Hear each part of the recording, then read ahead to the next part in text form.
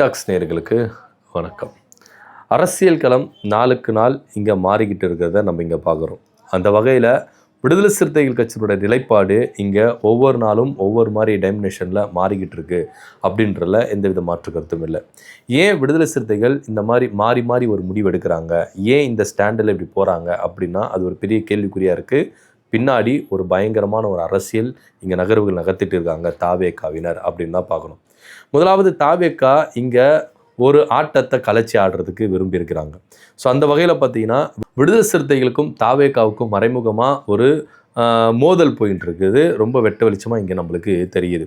விடுதலை சிறுத்தைகள் தாவேகாவை எந்த அளவுக்கு நெருக்கடி கொடுக்குறாங்க, விடுதலை சிறுத்தைகள் கொடுக்குற நெருக்கடிக்கெல்லாம் தாவேகா அஞ்சு போகணுமா, அடங்கி போகணுமா, 2 எம்எல்ஏ வச்சிருக்கிற அவங்களாலேயே இவ்வளோ பண்ண முடியுதுன்னா நம்மளால ஏன் பண்ண முடியாது, அதனால் நம்ம திருப்பி அடிப்போம் அப்படின்ற ரேஞ்சுக்கு இந்த பக்கம் தாவேகாவினர் என்ன பண்ணுறாங்க, திருப்பி அடிக்க பார்க்குறாங்க. இதுக்கு உதாரணத்துக்கு ஒரு சாம்பிள் ஒன்று நடந்ததுங்க. இப்போ விடுதலை சிறுத்தைகளுடைய நிலைப்பாடு ஏன் மாறி மாறி இருக்குது, ஒரே ஸ்டாண்டில் இல்லை அப்படின்றதுக்கு சில பல விஷயங்கள் இருக்குது. அதுக்கு முன்னாடி விடுதலை சிறுத்தைகள் விருது வழங்கும் விழாவில் திருமாவளவன் அவர்கள் திமுகவையும் மு.க. ஸ்டாலின் அவர்களையும் எந்த அளவுக்கு கடுமையாக விமர்சித்தார் அப்படின்றது எல்லாத்தையுமே இங்கே நம்ம பார்த்துருக்குறோம். திமுக கூட்டணியிலேருந்து நாங்கள் விலகுறோம் நாங்கள் சொல்லலை, ஆனால் எங்கள் கட்சி மூத்த நிர்வாகிகளை கட்சியில் இணைச்சிட்டு எங்களுக்கு மெசேஜ் சொல்கிறாங்க, நாங்கள் கூட்டணியிலே இல்லை, நாங்கள் திமுக கூட்டணியிலேருந்து விசிகா போயிருச்சு அப்படின்ற மாதிரி சொல்கிறாங்க அப்படின்ற ஒரு விஷயத்தை இவங்க சொல்கிறாங்க. அது மாத்திரம் இல்லாமல் இதில் தாவேகாவுக்கு அவங்க மெசேஜ் சொல்கிறத நம்ம இங்கே பார்க்கணும். என்ன சொன்னாங்கன்னா, விஜய் அவர்கள் ஆளும் தரப்பாக வந்ததில் எங்களுக்கு மகிழ்ச்சி கிடையாது அப்படின்னு விடுதலை சிறுத்தைகள் கட்சி தலைவர் திருமாவளவன் அவர்கள் ரொம்ப தெளிவாக சொல்கிறார். அட் சேம் டைம் என்ன சொல்கிறாரு, தாவேகா கூட்டணி அமையும் பட்சத்தில் அந்த கூட்டணியில் அதிகாரப்பூர்வமாக நாங்கள் இணைவோம், அதில் எந்தவித மாற்று கருத்தும் இல்லை, எந்த ஒரு ஐயப்பாடும் கிடையாது அப்படின்றத ரொம்ப தெளிவாக திருமாவளவன் அவர்கள் தெளிவாக இங்கே சொல்கிறத நம்ம பார்க்குறோம். அப்படி இருக்கும் பட்சத்தில் இன்னைக்கு என்ன நிலைப்பாடு அப்படின்ற ஒரு விஷயத்த இருக்கீங்களா, என்ன சொல்கிறாரு அப்படின்னு பார்த்தீங்கன்னா, நாங்கள் திமுக கூட நட்போடு தான் இருக்கிறோம், எங்கள் நட்பு உறவு முடியவே இல்லை, உடையவே இல்லை, நாங்கள் திமுகவோட நட்போடு உறவு தான் இருக்கிறோம் அப்படின்ற ஒரு குண்டத்துக்கு போகிறார். ஏன் இந்த நிலைப்பாடு, ஃபஸ்ட்டு திமுகவை விமர்சிக்கிறது, அதுக்கப்புறம் கூட்டணி இல்லைன்னு சொல்கிறது, தாவேகாவோட கூட்டணியில் சேருவோன்றது, இப்போது திமுக கூட ஒரு நட்புல இருக்கிறோம் அப்படின்றது, ஏன் இந்த நிலைப்பாடு அப்படின்னா இதுக்கு பின்னாடி ஒரு சம்பவம் நடந்திருக்கு, ஒரு பாலிடிக்ஸ் நடந்திருக்கு. என்ன அது அப்படின்னு பார்த்தீங்கன்னா, நீர்வளத்துறை அமைச்சர் புசி ஆனந்த் அவர்களை சந்திக்க போகிறாரு பாமக தலைவர் அன்புமணி அவர்கள். மேகதாது அணை விவகாரமாக நான் நீர்வளத்துறை அமைச்சரை சந்திக்கிறோம், பல கோரிக்கைகளை கொடுக்கணும் அப்படின்னு சொல்லிட்டு தன்னுடைய எம்எல்ஏக்கள் படைகளோடு என்ன பண்ணுறாரு, சட்டமன்றத்துக்குள்ள அதாவது தலைமைச் செயலகத்துக்கு போகிறார். சரி, இவர் ஒரு தலைவர், ஒரு கட்சியோட தலைவர், ஒரு ராஜ்யசபை எம்பி இருக்கிறார். ஆனால் புசி ஆனந்த் அவர்கள் என்ன செய்கிறாரு அப்படின்னு பார்த்தீங்கன்னா, வெளியே வாசற்படி வரைக்கும் என்ன பண்ணுறாரு, அழைச்சிட்டு போகிறாரு. அந்த அளவுக்கு வரவேற்பு கொடுக்குறாரு, கவனிப்புகளை செய்கிறாரு புசி ஆனந்த் அவர்கள். ஏன் அன்புமணி அவர்களுக்கு இவ்வளோ ஒரு மரியாதை கொடுக்கணும் புசி ஆனந்த் அவர்கள் அப்படின்ற ஒரு விஷயம் இருக்குல்ல. ஏன்னா இவர் இது மாதிரி எந்த கட்சிகளுக்கு அப்படி கொடுத்துருக்குறாங்களா அப்படின்னா கிடையவே கிடையாது. ஆனால் பாமகவுக்கு வழியை ஏன் இந்த அளவுக்கு ஒரு மரியாதை கொடுக்கணும், வாசற்படியில் அன்புமணி அவர்கள் அழைத்து கொண்டு போயிட்டு எல்லா உபசரிப்பு சேர் எல்லாம் போட்டுட்டு, ஆனால் அவங்க சேரில் போய் உட்காருங்கன்னா அவர் சேரில் போய் உட்கார மாட்டார், நான் அன்புமணி பக்கத்தில் ஒரு சேர் போட்டு தான் உட்காருவேன் அப்படின்னு சொல்லிட்டு உட்காராரு. ஏன் இந்த அளவுக்கு ஒரு பரிவட்டம், இந்த அளவுக்கு ஒரு பராமரிப்பு, இந்த அளவுக்கு ஒரு கவனிப்பு அப்படின்னா இதில் விடுதலை சிறுத்தைகளுக்கு ஒரு மெசேஜ் சொல்கிறாங்க. இங்கே பாருங்கள், விடுதலை சிறுத்தைகள் எப்போ வேணாலும் நாங்கள் பாமக உள்ளே கொண்டு வருவோம், இது உங்களுக்கு சும்மா ட்ரைலர் ஒன்று போடுறோம், உஷாராக இருந்துக்கங்க அப்படின்ற ரேஞ்சுக்கு ஒரு மெசேஜ் அப்படி கொடுக்குறாங்களா அப்படின்றது தான் இங்கே நம்ம பார்க்க வேண்டிய ஒரு விஷயமா இருக்குது. அதுக்கு தொடர்ந்து இங்கே நம்ம அன்புமணி அவர்கள் என்ன சொல்கிறாரு அப்படின்னா, அந்த அணை விவகாரத்தை பற்றி மட்டும் பேச வந்தாரா அப்படின்னா இல்லை. ஏன் அப்படின்னா அவர் இந்த கூட்டத்தில் யார் யார் கலந்துக்கிட்டோம், இந்த மீட்டிங்கில் யார் யார் கலந்துக்கிட்டு என்னென்ன பேசணும் அப்படின்றத அவர் சொல்கிறார். இதில் ஆதவர்ஜுனா கலந்துக்கிட்டாரு அப்படின்னு சொல்கிறார், புசி ஆனந்த் கலந்துக்கிட்டார். ஆதவர்ஜுனா பொதுப்பணித்துறை அமைச்சராக இருக்கிறாரு. ஸோ இந்த மேகதாது அணை கட்ட விவகாரத்தில் அவருக்கு லிங்க் இருக்கிறாரு அப்படின்றதுனால ஆதவர்ஜுனா கலந்துக்கிறாரு, ஓகே. புசி ஆனந்த் கலந்துக்கிறார், ஓகே. அந்த துறை சார்ந்த அதிகாரிகள் தந்துக்கிறாங்க, ஓகே.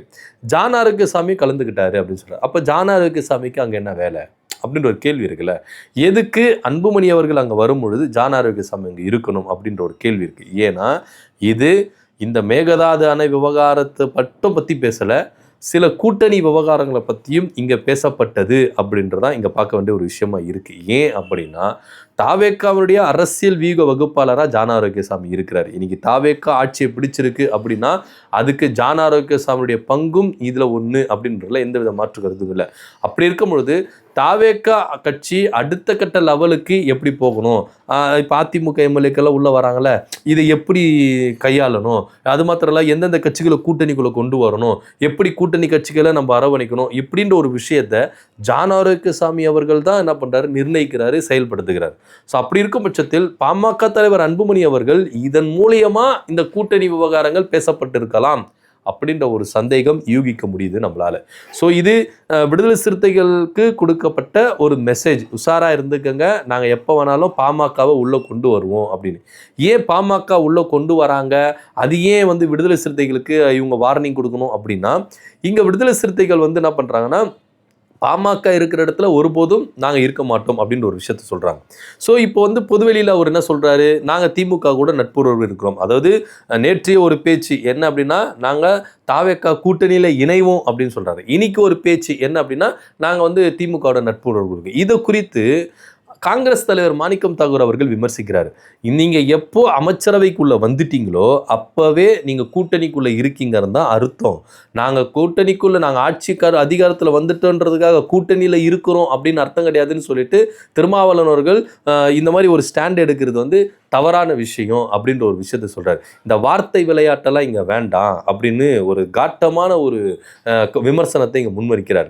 ஏன்னா நீங்கள் எப்போ இந்த கட்சிக்கு ஆதரவு அப்படின்ற ஒரு நிலைப்பாட்டுக்குள்ளே வந்துட்டீங்களோ, அதுவும் ஆட்சி அதிகாரத்துக்குள்ளே வந்துட்டீங்களோ, ஆட்சியில் பங்கு போட்டுட்டீங்களோ, அப்போவே நீங்கள் கூட்டணிக்குள்ளே வந்துட்டீங்க அப்படின்னு தான் அர்த்தம். ஸோ அப்படி இருக்கும் பட்சத்தில் இப்போ நாங்கள் கூட்டணியில் இல்லை, நாங்கள் திமுகவோட நட்பாக இருக்கிறோம், எப்போ வேணாலும் நாங்கள் ரிசைன் பண்ணிவிட்டு ராஜினாமா பண்ணிவிடுவோம், வாபஸ் வாங்கிடுவோம் அப்படின்னு இந்த வார்த்தைகள் விளையாட்டை இங்கே நடத்த வேண்டாம் அப்படின்னு தன்னுடைய காட்டமான பதிலை காங்கிரஸ் தலைமையிலிருந்து இங்கே முன்வைக்கிறாங்க. அடுத்ததாக மதிமுக தரப்புலேருந்து என்ன சொல்கிறாங்க அப்படின்னா, ஒரு கட்சிக்கு நீங்கள் ஆதரவு கொடுத்துட்டீங்க, அதாவது விஜயுடைய கட்சிக்கு ஆளுங்கட்சிக்கு நீங்கள் ஆதரவு கொடுத்துட்டீங்க. அப்படி இருக்கும் பட்சத்தில் ஒரு அமைச்சர் தவறு செய்யும் பட்சத்தில், ஒரு முதலமைச்சர் தவறு செய்யும் பட்சத்தில், இந்த ஆட்சி இதனா ஒரு விஷயத்தில் தவறும் பட்சத்தில் அது பொதுவெளியில் போயிட்டு பேட்டி கொடுக்குறேன்னு சொல்லிட்டு நீங்கள் என்ன பண்ணக்கூடாது, டெய்லியும் இந்த கட்சியை பற்றியோ இந்த ஆட்சியை பற்றி விமர்சிக்கக்கூடாது. தவறுறாங்களா, மிஸ்டேக் பண்ணுறாங்களா, அந்த துறை சார்ந்த அமைச்சர்கிட்ட கூப்பிட்டு சொல்லுங்கள், ஃபோனில் கூப்பிட்டு சொல்லுங்கள், முதலமைச்சர்கிட்ட ஃபோனில் கூப்பிட்டு சொல்லுங்கள், சார் இது மாதிரி தவறுறாங்க, இதுமாரி மிஸ் ஆகிருக்கு, இது மாதிரி மிஸ்டேக் பண்ணுறாங்க, கொஞ்சம் பார்த்துக்கோங்க அப்படின்னு சொல்லிட்டு அந்தந்த அமைச்சர்கள்கிட்ட முதலமைச்சர்கள்கிட்ட சொல்லுங்கள். ஆனால் அதுக்குன்னு போயிட்டு பொதுவெளியில் இப்படிலாம் பேசிகிட்டு இருக்காதீங்க அப்படின்னு சொல்கிறார். ஏன்னா சமீபத்தில் திருமாவளவன் அவர்கள் இந்த அமைச்சர்களை பற்றி, அமைச்சர்கள் மத்தியில் என்னென்ன விஷயங்கள் நடந்திருக்கு, இன்றைக்கி கூட கிருத்தன அமைச்சர்களை பற்றி என்ன பண்ணாரு, விமர்சிச்சாரு. இந்த ரீல்ஸ் எடுக்கிறது வாடிக்கையாயிருச்சு, இது துறை சார்ந்த அமைச்சருக்கு நல்லதில்லை அப்படின்ற மாதிரி தன்னுடைய காட்டமான பதிலை வச்சார். ஸோ திருமாவளவன் அவர்களுக்கு சார்பாக மதிமுக தன்னுடைய காட்டமான பதில் முன்வைக்கிறாங்க.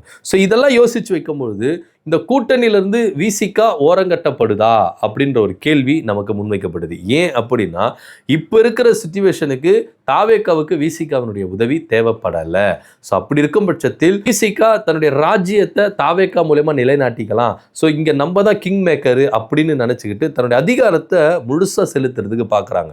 ஆனால் இதை ஒருபோதும் தாவேக்கா இங்கே ரசிக்கவே இல்லை. தாவேக்கா ரசிக்குதோ இல்லையோ, கூட்டணியில் இருக்கிற மதிமுகவோ இல்லை காங்கிரஸோ மற்ற கட்சிகளோ இதை விரும்பலை அப்படின்னு தான் பார்க்க வேண்டியதாக இருக்குது. ஏன்னா இங்கே ஜனநாயக நாட்டில் ஆளும் தரப்பில் இருந்தாலும் தன்னுடைய கருத்துக்களை விமர்சனங்களை முன்வைக்கிறதுல ஒவ்வொரு கட்சி தலைவர்களுக்கும் இங்கே சுதந்திரம் உண்டு.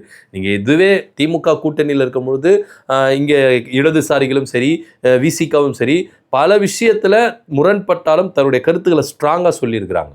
ஸோ அப்படி இருக்கும் பட்சத்தில் இங்கே ஆளும் தரப்பினர் அதை பற்றி எதுவுமே சொன்னதில்லை. ஏன்னா அவங்களுக்கு சுதந்திரம் அப்படின்றது திமுக கூட்டணியில் இருந்தது அப்படின்றதுல எந்த இது மாற்றுக்கிறது இல்லை. ஏன் இப்போ கூட கூட்டணியை முறிச்சுக்கிட்டு தாவேக்காவுக்கு ஆதரவு கொடுக்குறோம் அப்படின்னு சொன்னபோது கூட அவங்களுக்கு ஃப்ரீடம் கொடுக்கப்பட்டது. ஏன்னா அவங்களுடைய ஜனநாயக உரிமை. அப்படி இருக்கும்பொழுது அவங்களுக்கு நம்ம கட்டளை பண்ண முடியாது, நம்ம கட்டுப்படுத்த முடியாது. அப்படின்றதா திமுகவில் ஒவ்வொரு கட்சிகளுக்கும் சுதந்திரம் கொடுக்கப்பட்டது. ஆனால் இன்னைக்கு தாவேக்காவை எதிர்த்து பேசினா, தாவேக்காவுக்கு ஒரு நெருக்கடி கொடுத்தா, கூட்டணிக்குள்ளே இருக்கிற காங்கிரஸ் ஒரு பக்கம் விசிகாவை கார்னர் பண்ணுறாங்க, மதிமுக ஒரு பக்கம் கார்னர் பண்ணுறாங்க. ஸோ ஒட்டு மொத்தத்தில் ஓரங்கட்டப்படுகிறார் திருமாவளவன் விசிகா அப்படின்றதான் இங்கே நம்ம பார்க்கணும். ஸோ இங்கே விசிகா தாவேக்காவுக்கு ஒரு மெசேஜ் கொடுக்குறாங்க, தாவேக்கா விசிகாவுக்கு ஒரு மெசேஜ் கொடுக்குறாங்க. இந்த ஆடுபுலி ஆட்டத்தில் என்னென்ன நடக்க போகுது, என்னென்ன மாற்றங்கள் நடக்க போகுது, ஒருவேளை இங்கே மற்ற கூட்டணி கட்சிகள் நிர்பந்திக்கும் பட்சத்தில் விசிகா தொடர்ச்சியாக தாவேக்கா கூட்டணியில் நீடிக்குமா அப்படின்ற ஒரு கேள்வியும் இங்கே முன்வைக்கப்படுது. இதை பற்றியோட கருத்தை நம்ம கீழே கமெண்ட் பண்ணுங்கள். நன்றி, வணக்கம்.